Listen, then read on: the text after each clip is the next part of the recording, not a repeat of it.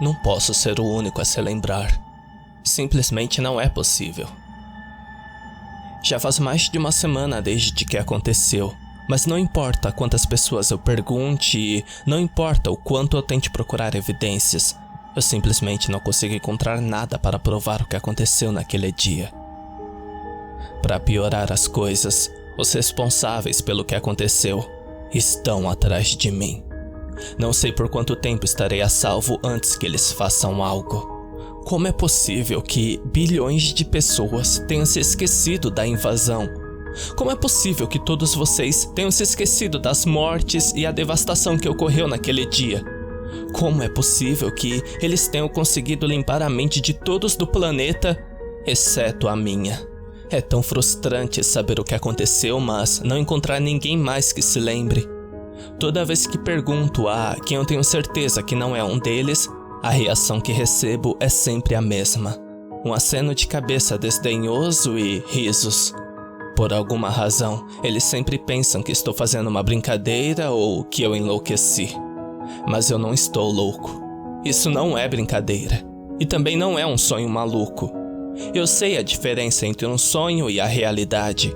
Há muitos detalhes, muitas memórias enraizadas em minha mente para ter sido apenas um sonho. Se fosse um sonho, na melhor das hipóteses, teria sido um completo nevoeiro em minha mente e eu teria esquecido pedaços dele. Mas a memória é clara, e o medo que senti durante a invasão ainda está embutido em minha cabeça e ainda me faz tremer toda vez que me lembro.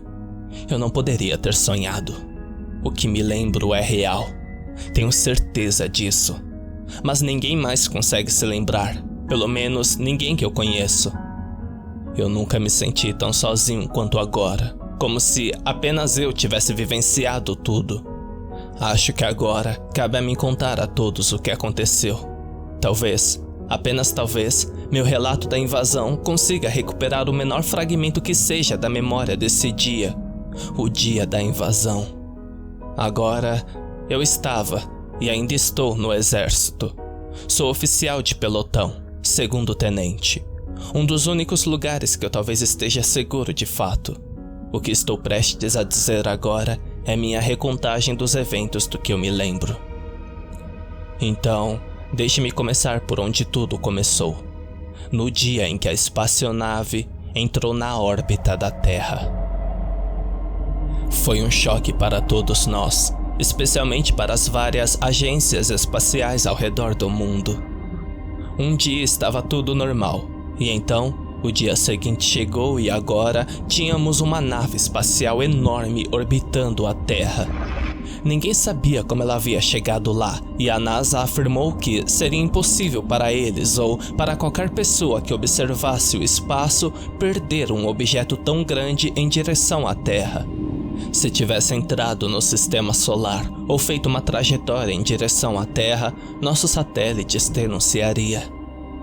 Então, aparentemente, a nave apareceu do nada, como se tivesse simplesmente se teletransportado. Um dos amigos do exército, um amigo meu do QG da divisão, me disse que observações de satélites da NASA e da Força Espacial, bem como vários telescópios terrestres de alta potência, revelaram que o objeto era um veículo de formato esférico, feito de um material desconhecido e com um diâmetro de 10 milhas. Por causa dessa descrição, muitas pessoas que viram começaram a se referir a ela como a Estrela da Morte. Parecia apropriado na época, mas agora que penso nisso e sabendo o propósito da Estrela da Morte nos filmes, a ideia de nomear uma espaçonave alienígena com esse nome faria pouco para tranquilizar as pessoas. Meu amigo me diria mais tarde que esse nome realmente desagradava aos seus superiores, pois muitos membros do alto escalão do governo se sentiram desconfortáveis e temerosos em relação à esfera desconhecida na órbita da Terra. Logo, porém, foi a vez do público em geral ter medo. Não demorou muito para que astrônomos profissionais e amadores começassem a divulgar imagens da espaçonave enquanto os telescópios olhavam para o céu para observar nosso visitante enigmático. Quase imediatamente se seguiu o pânico.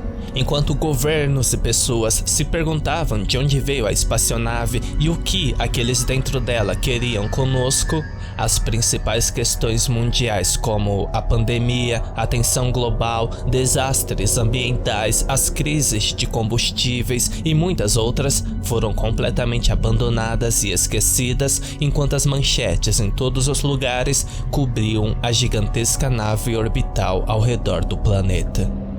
Nos primeiros dias, o pânico se transformou em histeria geral, já que muitas pessoas nos principais centros populacionais começaram a entrar em pânico anunciando o apocalipse. Essa ação resultou em escassez de mantimentos e mercados sobrecarregados, o que, por sua vez, resultou em mais pânico. À medida que o pânico aumentava, as pessoas começavam a vagar pelas ruas em busca de qualquer lugar onde os suprimentos ainda fossem abundantes. Espalhados entre essas multidões de pessoas em pânico estavam os infratores da lei, que queriam aproveitar a maré para esconder seus crimes. Logo, começaram a surgir casos de saques, vandalismos e assaltos e, com o caos e a desordem, tornou-se cada vez mais difícil para a polícia controlar as multidões e manter a ordem. Então foi aí que fomos chamados. Em um momento estávamos assistindo o caos se desenrolar pelo noticiário nacional e no momento seguinte fomos enviados em caminhões 6x6 para a cidade de Nova York para ajudar a polícia e a Guarda Nacional a restaurar a ordem no centro econômico do estado. O governo do estado havia acabado de declarar a lei marcial naquele dia, e poucas horas depois da declaração, estávamos montando postos de controle em todas as estradas da cidade de Nova York.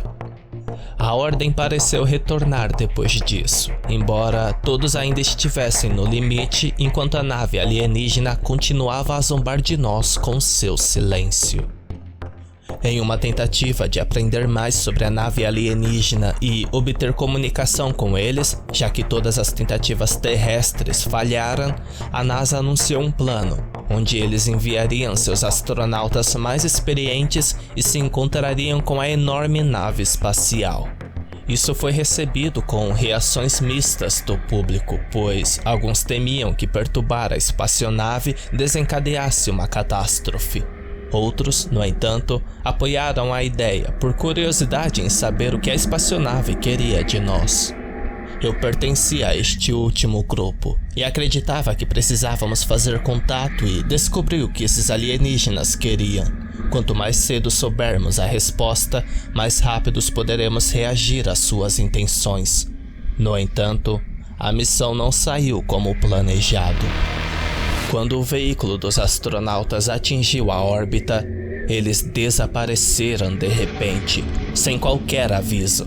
A telemetria e a comunicação foram perdidas e os satélites confirmariam mais tarde que seu veículo não poderia mais ser localizado. Em um piscar de olhos, uma nave espacial do programa de tripulação comercial e seus 4 tripulantes desapareceram sem deixar nenhum rastro. Para piorar a situação, algumas horas após a perda dos astronautas, algum tipo de evento ocorreu em todo o planeta, atingindo todas as principais cidades do mundo. Na cidade de Nova York, pude testemunhar esse evento em primeira mão, já que estava lá quando a cidade foi engolida por uma enorme luz brilhante. Lembro-me de não ter sentido dor ou a sensação terrível com esse evento, embora a luz emitida fosse ofuscante, pois seu brilho me impedia de ver qualquer coisa ao meu redor. Não durou muito, e depois de alguns segundos desapareceu, deixando todos atordoados, mas ilesos. No entanto, uma revelação chocante veio depois disso. Quando todos olhamos para o céu, vimos centenas de orbes estranhos pairando sobre os edifícios da cidade. Através de um par de binóculos, vi que os orbes eram esferas lisas e perfeitas, com sua superfície sendo feita de algum tipo de material metálico. Permanecendo acima dos prédios por alguns minutos, eles logo começaram a descer em uníssono, com os orbes navegando em direção às ruas. Logo, um deles se abaixou em cima do posto de controle que estávamos operando perto da Times Square. Eu estava neste posto de controle específico no momento, inspecionando as posições de um dos esquadrões do meu pelotão, quando os orbes vieram lentamente em nossa direção em um voo suave. À medida que se aproximavam, dei uma olhada melhor no objeto estranho e, pelas minhas estimativas aproximadas, diria que tinha cerca de 6 metros de diâmetro.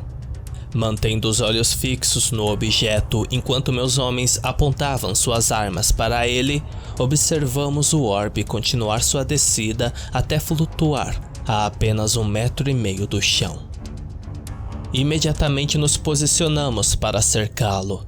Transmiti uma mensagem estrita para que todos mantivessem a disciplina de gatilho adequada. As intenções desses alienígenas ainda eram desconhecidas naquela época, e eu não queria ser o oficial responsável por iniciar uma guerra interestelar. Se eu soubesse melhor, se todos nós soubéssemos melhor, que diferença iria fazer? Nossas armas, foguetes e nossas armas mais sofisticadas não tinham chance contra eles. Logo, me tornei uma testemunha de sua força pura enquanto observava o orbe se transformar em algo de pesadelos. Com um som carnudo inquietante e uma visão terrível e repugnante, a camada externa do orbe começou a descascar, revelando centenas de olhos em toda a sua superfície.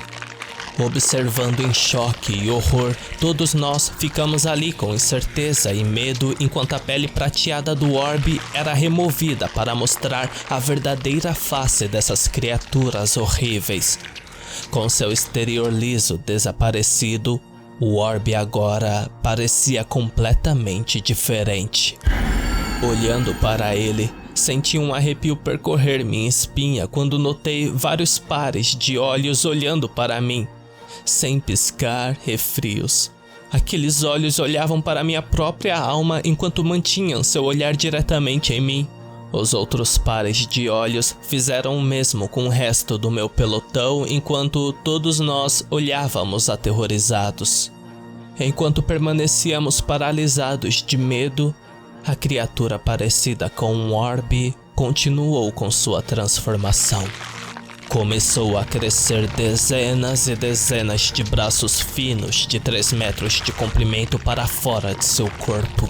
Surgindo entre alguns dos olhos, esses braços se estendiam de seu corpo principal, estendendo-se para longe enquanto os dedos afiados em forma de garra em sua extremidade se flexionavam diante de nós.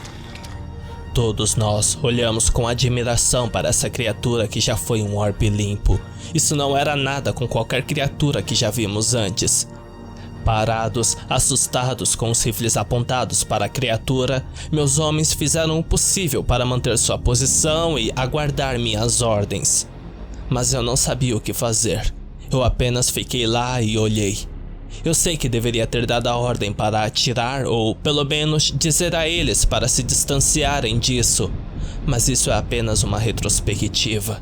Na época, a criatura, por mais feia que fosse, ainda não havia mostrado nenhuma intenção hostil.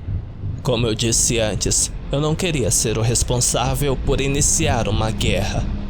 Aproveitando a inação, a criatura decidiu dar o primeiro passo. Em um movimento súbito e rápido, suas muitas mãos começaram a se estender mais e se estender em nossa direção, com algumas delas conseguindo pegar alguns dos meus soldados que estavam muito perto dela. Rapidamente sacudidos de nosso estado paralisado e hipnotizado, assistimos com horror enquanto esses braços levantavam nossos amigos e os traziam para perto de seu corpo.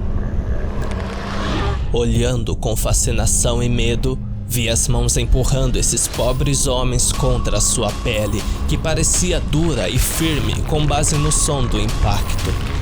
Então eles foram lentamente afundados em sua carne, enquanto eu observava os homens passarem pela pele e serem engolidos pelo interior desconhecido desta criatura. Gritando e se debatendo em pânico, eles tentaram desesperadamente fugir. No entanto, as mãos longas e horríveis os empurraram mais fundo na pele, pois o próprio corpo parecia absorvê-los e engoli-los. A próxima coisa que soubemos foi que os homens capturados pelo orbe haviam desaparecido, afundando nas profundezas do orbe. Isso foi seguido pela visão de sangue pingando dos muitos olhos da criatura, como se estivesse chorando o líquido.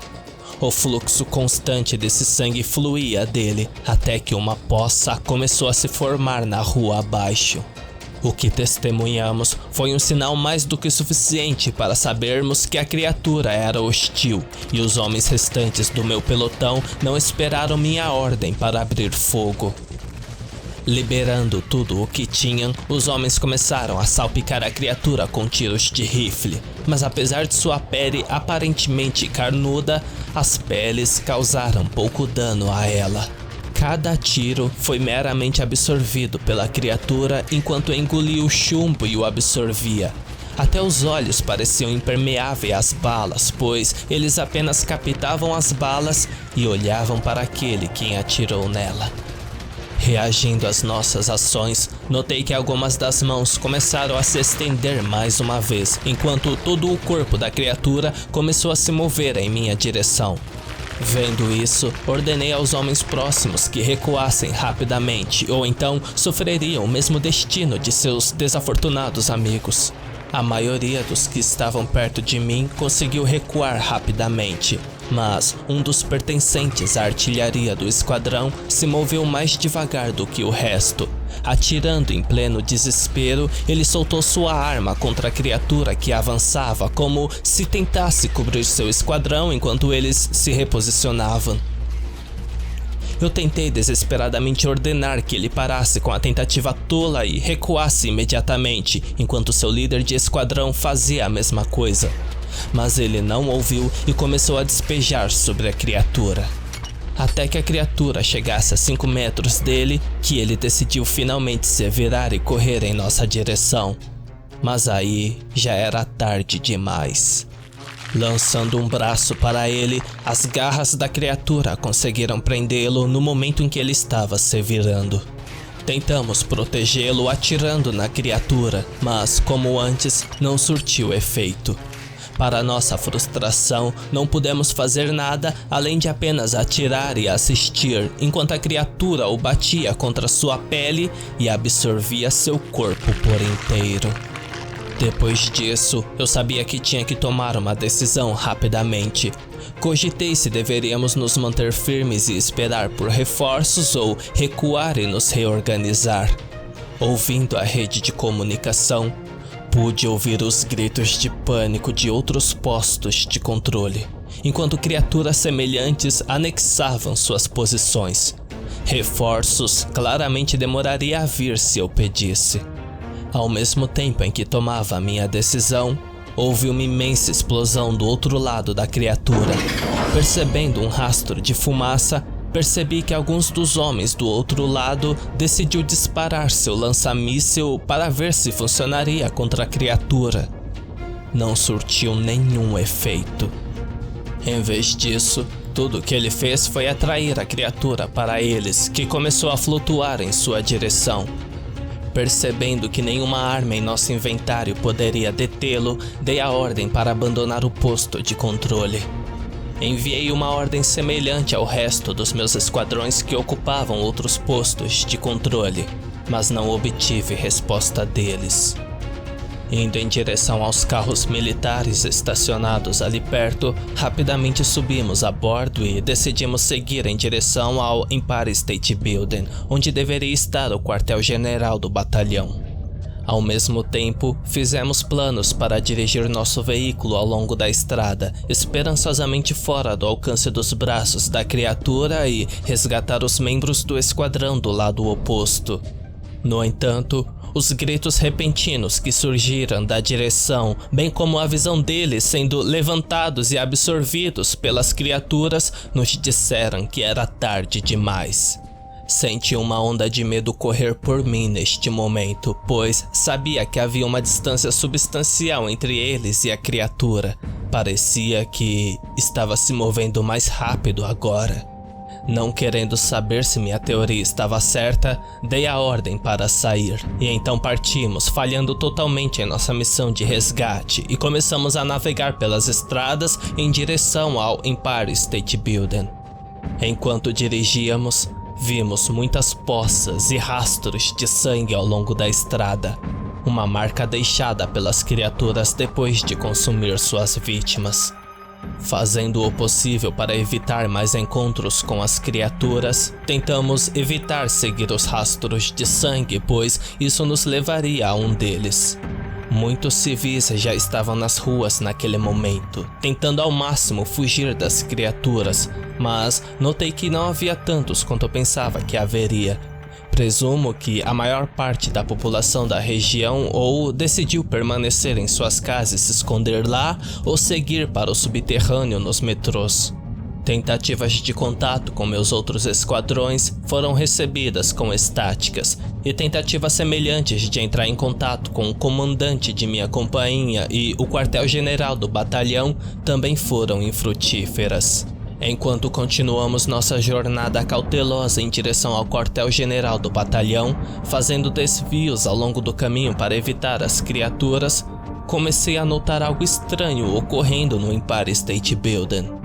Várias criaturas voavam em direção à torre, enquanto no topo, um gigantesco orbe havia se formado. Com base no que eu estava vendo, suponho que o orbe foi feito de várias criaturas, pois as vi voar em direção a ele e se fundir com um orbe maior. Observando isso, comecei a me perguntar se ainda era uma boa ideia ir em direção aos prédios. Eventualmente, nossos planos foram alterados quando encontramos 2 soldados na entrada de um prédio. Voltando meu olhar para eles, notei que eles estavam nos sinalizando para parar. Estacionando bem na frente deles, logo percebi que um dos soldados era o Major Collins, comandante do meu batalhão. Contando sua história, ele disse que as criaturas de alguma forma conseguiram atravessar as paredes dos prédios e pegar os homens de lá. Com tanto poder, não demorou muito para eles aniquilarem o pessoal da sede, com apenas ele e seu soldado tendo a sorte de escapar do prédio. Quaisquer tentativas de contato com o QG do regimento e da divisão também foram recebidas com estática vazia, embora ele tenha dito que conseguiram interceptar uma breve transmissão de uma divisão da Guarda Nacional, que relatou que ataques semelhantes estavam acontecendo em Washington DC, Los Angeles, Londres, Moscou, Rio de Janeiro, São Paulo e Tóquio. Ele assumiu que havia muitos outros ataques acontecendo em outras cidades ao redor do mundo, mas eles não tiveram contato com mais ninguém para confirmar isso. Essa notícia nos desmoralizou severamente, pois percebemos que o mundo inteiro estava sob ataque. Formulando um plano, o Major Collins disse que a melhor coisa a fazer agora era fugir de Manhattan e seguir para Nova Jersey, onde poderíamos encontrar algum tipo de força militar organizada. Percebendo que era muito perigoso ir tão acima do solo, decidimos que abandonaríamos os carros militares e, em vez disso, seguiríamos a pé pelos trilhos dos metrôs. No entanto, enquanto caminhávamos para o metrô mais próximo, uma luz brilhante nos cegou mais uma vez. Desta vez, porém, a luz era diferente. Em vez do brilho branco de antes, a luz agora era vermelha e seu impacto mais prejudicial. Senti meu corpo esquentar enquanto a luz continuava a se intensificar. Foi uma sensação terrível e desconfortável no início, mas lentamente se tornando cada vez mais insuportável. A dor parecia apunhalar cada nervo do meu corpo, como se eu estivesse sendo queimado vivo. Oprimido pela sensação, comecei a gritar enquanto agitava minhas mãos como se isso fosse fazer algo para parar a dor. Foi terrível e olhei em volta e tentei ouvir ao meu redor, esperando encontrar qualquer tipo de ajuda que pudesse me aliviar da minha experiência. Não havia nada. Eu não conseguia ver nada além de vermelho e não conseguia ouvir nada além de silêncio. Parecia que eu estava sofrendo sozinho. Mas assim que a sensação dolorosa estava quase atingindo seu pico, ela parou abruptamente, quando toda a sensação de queimação desapareceu. Em uma mudança repentina, a dor se foi. E quando olhei em volta, notei que a luz vermelha havia sumido e pude enxergar mais uma vez. Mas enquanto eu olhava ao redor, notei algo estranho. Eu não estava mais nas ruas de Manhattan. Em vez de ver arranha-céus altos, ruas sangrentas e as expressões de pânico dos companheiros sobreviventes com quem eu estava, o que eu vi foi o ambiente mundano do meu aposento militar, o mesmo que deixei antes de recebermos ordens para sair. De pé no meio da sala, me senti confuso e perdido. Este era o último lugar que eu esperava estar. Olhando em volta, incrédulo, logo comecei a vasculhar o quarto, tentando descobrir o que havia acontecido. A data ainda era a mesma. A hora também era a mesma e, no entanto, onde eu estava não era o mesmo lugar. Tudo havia mudado ou sumido. Não tenho certeza do que aconteceu, mas tenho certeza de que o que experimentei não foi algum tipo de sonho. O que eu me lembro realmente aconteceu, mas de alguma forma ninguém mais conseguia se lembrar. Quando saí da sala e conversei com os outros oficiais com quem dividi o quarto dos oficiais solteiros, eles me encararam e riram. Eles estavam convencidos de que eu estava brincando com eles. Para minha grande frustração, não consegui encontrar mais ninguém que se lembrasse do que aconteceu. Eu me senti ainda mais perdido, pois não conseguia explicar o que havia acontecido. No entanto, essa não foi a única coisa que achei estranho. Andando pela base, fiquei chocado ao notar rostos desconhecidos na minha unidade. Pessoas que eu não conhecia estavam ocupando os lugares dos soldados que morreram em Nova York. Os soldados que vi morrer nas ruas de Nova York não estavam mais lá, e em vez disso, foram substituídos por homens que eu nunca tinha visto antes. Eu realmente não sei quem eles eram, mas todos agiam como se estivessem na unidade o tempo todo. Eu não confiava neles e estava cansado deles, pois fiz o melhor para falar com eles o mínimo possível. Evitando os novos homens e continuando meus esforços para descobrir o que havia acontecido, comecei a perguntar aos homens que eu tinha certeza que estavam comigo durante a invasão. Resolvi falar primeiro com o líder do esquadrão com quem estive em Manhattan, questionando-o se ele sentia algo estranho ou se estava tendo sonhos estranhos. Em resposta, ele apenas olhou para mim como se eu fosse louco e deu respostas estranhas perguntando se eu estava me sentindo bem. Qualquer tentativa de falar com alguém que estivesse lá teria o mesmo resultado. Se houvesse alguém que se lembrasse, eu já os teria ouvido falar sobre isso agora. Então, desisti de procurar alguém que se lembrava do acontecido, sabendo que estava atraindo muita atenção indesejada em vez de ajudar meus esforços. Ninguém na unidade se lembrava. Ninguém além de mim. No entanto, tentei investigar mais sobre os homens substitutos. Fiquei perplexo como eles podiam simplesmente assumir a vida dos outros, como se eles fossem realmente uma parte daquelas vidas em que estavam e não meros enchimentos para os homens que morreram. Por causa disso, decidi escrever para o pai do sargento Henry, um membro do meu pelotão que eu tinha certeza que havia morrido em Nova York e foi substituído por um novo homem que se chamava David. David não se parecia com Henry, mas parecia estar se esforçando ao máximo para ser como Henry. Ele estava substituindo a vida daquele homem, mas não sei a qual propósito. Eu me perguntei o quão profundamente eles conseguiram substituir Henry e se era apenas com aqueles com quem ele normalmente interagia todos os dias ou se também afetava membros da família que ele não via há muito tempo. Foi por essa curiosidade que resolvi escrever para o pai de Henry. Pelas conversas anteriores com Henry, eu sabia que ele e seu pai não se davam bem. Henry decidiu se alistar no exército contra a vontade de seu pai, e por causa disso, os dois não se falavam desde o dia em que Henry deixou a casa da família e se alistou. As informações de sua família ainda estavam nos registros da unidade, embora o nome e as informações físicas no arquivo fossem de David e não de Henry. Além disso, o nome e o endereço de seus pais pareciam os mesmos da última vez que os vi. Pegando o endereço, escrevi uma carta para o pai de Henry, dizendo que seu filho tinha se preparado para ser um bom soldado e que deveria se orgulhar de saber que agora ele era um sargento do exército. A carta que recebi em resposta quase me quebrou. Ele me informou que não tinha nenhum filho chamado Henry, mas tinha sim um filho ingrato, desobediente e destroçado chamado David. Ele então falou sobre David e explicou como ele desperdiçou sua vida juntando-se ao exército, em vez de segui-lo nos negócios da família. Fiquei chocado e esgotado depois de ler isso, já que Henry havia me contado a mesma história antes. Era a mesma história, só que uma pessoa diferente. Depois disso me peguei pensando, talvez não houvesse realmente um Henry. Talvez fosse apenas David o tempo todo. Eu estava me preocupando com nada? Devo acreditar no que me lembro? Eu estava tendo memórias falsas? Sinto-me derrotado. Quase desisti.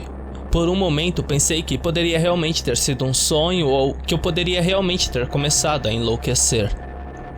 A certa altura, eu já estava pensando se deveria contar ao meu capitão o que estava passando e perguntar se deveria agendar uma avaliação psicológica.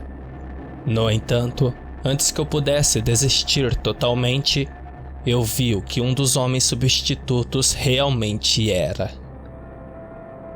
Eu estava em meus aposentos naquela noite, olhando pela janela e me perguntando o que havia acontecido comigo. Olhando para o céu noturno, olhei para a lua cheia. Balançando a cabeça, não pude deixar de me sentir frustrado, sem saber se estava enlouquecendo ou não.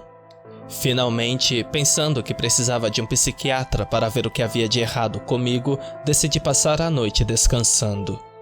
No entanto, antes que eu pudesse me afastar da janela, vi algo que chamou minha atenção. Quando olhei naquela direção, senti uma onda de medo passar por mim enquanto eu olhava com os olhos arregalados. Duas figuras estavam caminhando em direção ao prédio em que eu estava, mas meus olhos caíram sobre aquele que estava desfigurado e horrível. Como uma bolha de carne e olhos, a figura que se movia parecia um monstro. Eu me senti petrificado olhando para ela, enquanto ela, de alguma forma, se movia para frente. Olhei para o monstro com nojo e medo enquanto me perguntava de onde ele tinha vindo. Eu tive que piscar algumas vezes para ter certeza de que não estava imaginando, mas enquanto eu continuava a olhar, ela permaneceu bem na minha frente. Eu queria me esconder, me afastar daquela coisa, pois sentia que estava relacionado com o que me lembro de ter vivido em Nova York. No entanto, algo curioso chamou minha atenção. A figura ao lado, um tenente que eu conhecia e com quem dividia o quartel, estava ao lado do monstro, mas não prestando atenção ao seu horror. Isso me chocou tanto quanto a visão terrível da criatura. Eu me pergunto como ele não estava aterrorizado ou enervado por isso. Mas à medida que os dois se aproximavam do prédio, logo foram cobertos pela sombra da estrutura que bloqueou a luz natural da lua acima. Uma vez que isso aconteceu, meus olhos se arregalaram mais uma vez enquanto eu olhava atentamente. O monstro, a coisa terrível e nojenta, agora se foi. Em seu lugar estava um homem, um dos homens substitutos que tomou o lugar de outro oficial que eu conhecia. O choque acordou minha mente quando percebi que o monstro horrível era aquele homem substituto. Embora eu o tivesse visto como uma pessoa comum, assim como todos os outros, a luz da lua de alguma forma revelou a verdadeira face deles para mim. Ao assimilar essa informação, comecei a perceber que todos os homens substitutos devem ser realmente monstros terríveis de carne e horror sob suas fachadas. Senti arrepios percorrerem minha pele quando de repente senti frio. Só no meu pelotão, quase 2/3 do meu comando eram homens substitutos. O pensamento desses monstros me cercando todos os dias me assustava. Naquela noite eu permaneci acordado, temendo que um daqueles monstros carnudos invadisse meus aposentos e me engolisse, assim como aquelas criaturas que mataram meus homens em Nova York. Depois do que aprendi, fiquei mais do que nunca longe dos homens substitutos. Então agora estou aqui, pesquisando online se mais alguém se lembra da invasão. Não posso ser o único. Tem que haver mais alguém que se lembre. Quase todo mundo se esqueceu, mas espero que haja alguém como eu. Mas esta mensagem não é apenas uma busca a quem se lembra. Este também é um aviso para aqueles que não se lembram. Quero que saibam que essas criaturas ainda estão aqui e ainda não terminaram conosco. O que eles querem? Não tenho certeza, mas posso dizer que não é nada bom. Portanto, tome cuidado e fique de olho neles. Além disso, alguém pode me dizer se sente que algo está errado com a lua? Eu sei que disse que isso me ajudou a revelar a verdadeira natureza dos homens substitutos, mas ainda sinto algo estranho sobre isso. Na outra noite, eu estava olhando para a lua, imaginando por que me lembro de ser de uma cor diferente, quando de repente senti a sensação desconfortável de que ela estava olhando para mim, como se cada cratera fossem olhos voltados para mim.